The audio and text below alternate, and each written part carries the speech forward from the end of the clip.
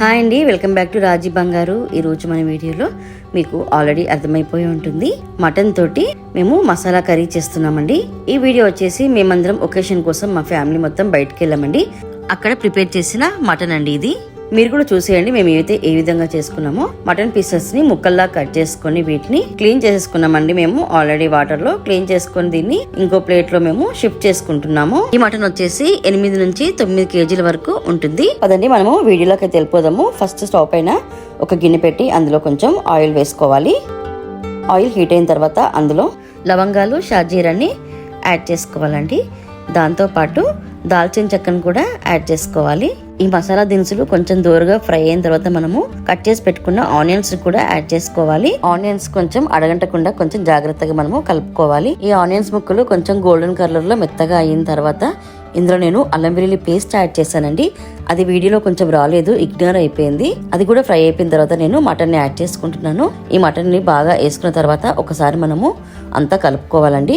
అల్లం వెల్లుల్లి పేస్ట్ మాత్రం మీరు ఆనియన్స్ లోనే యాడ్ చేసుకోండి.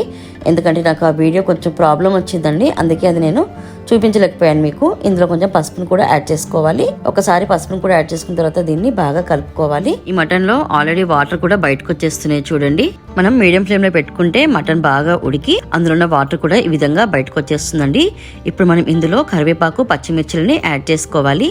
వాటిని కూడా వీటితో పాటు బాగా కలుపుకోవాలండి. ఈ మటన్ కర్రీ నేను ప్రిపేర్ చేసింది కాదండి, మాతో పాటు వంట చేయడానికి ఒక పర్సన్ వచ్చారు, అతను చేశారండి ఇది.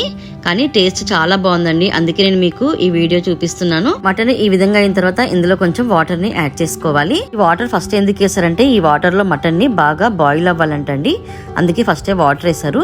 వాటర్ లో కొంచెం మటన్ ఉడికిన తర్వాత ఇందులో కారాన్ని, సాల్ట్ ని కూడా మనము యాడ్ చేసుకోవాలి. ఈ ఉప్పు కారం అనేది ఈ విధంగా వేస్తేనే కర్రీ అనేది చాలా టేస్ట్ ఉంటుందండి. ఎందుకంటే మేము చూసాం కదా, ఇప్పుడు ఇది బాగా ఉడుకుతుంది కదా, మూత పెట్టేసుకుందాం ఒక 10 మినిట్స్ వరకు. మటన్ లో వాటర్ యాడ్ చేసిన తర్వాత మనము ఈ మటన్ ని బాగా ఉడికించుకోవాలండి.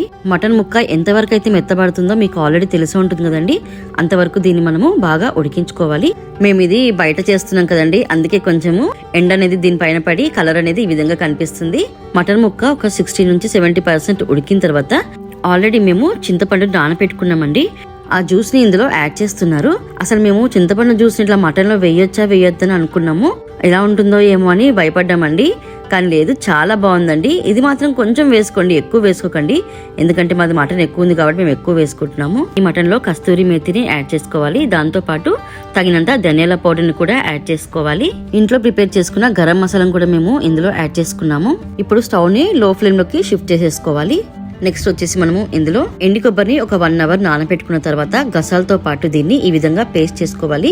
అదే విధంగా నువ్వుల్ని కూడా పేస్ట్ చేసుకుని ఇందులో యాడ్ చేసుకుంటున్నాము. కొబ్బరి గసాలు అయితే మనం ఎప్పుడు కామన్ గా వేసుకునేదే కదా, కానీ నువ్వుల పేస్ట్ వేసుకుంటే ఎలా ఉంటుందేమో అనుకున్నామండి. చాలా బాగుందండి, నిజంగా చెప్తున్నానండి, అంత టేస్ట్ ఉందండి. మనకు కర్రీ కూడా మంచిగా గ్రేవీగా ఉంటుంది. స్టవ్ ని కొంచెం మీడియం లో ఫ్లేమ్ లోకి మారుస్తూ ఉండాలి. ఇప్పుడు చూడండి, ఇవి వేసుకున్న తర్వాత మనం దీన్ని బాగా ఉడకనివ్వాలండి. ఆల్రెడీ మనకి మటన్ కూడా ఉడికిపోయింది. చూడండి, మన మటన్ కూడా రెడీ అయిపోతుంది. కనీసం కొంచెమన్నా మనకి గ్రేవీ ఉండాలి కదా. ఇప్పుడు మనం లాస్ట్ లో ఇందులో కొత్తిమీరని యాడ్ చేసుకుందాము.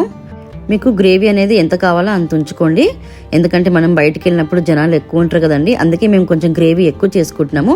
అదే మీరు ఇంట్లో ప్రిపేర్ చేసుకుంటే మీరు కొంచెం గ్రేవీని తక్కువగా ఉంచుకోండి. మీరు కూడా ఇదే విధంగా ప్రిపేర్ చేసుకోండి. మన మటన్ కర్రీ రెడీ అయిపోయింది. ఇది ఎలా ఉందో నాకు కామెంట్ పెట్టండి.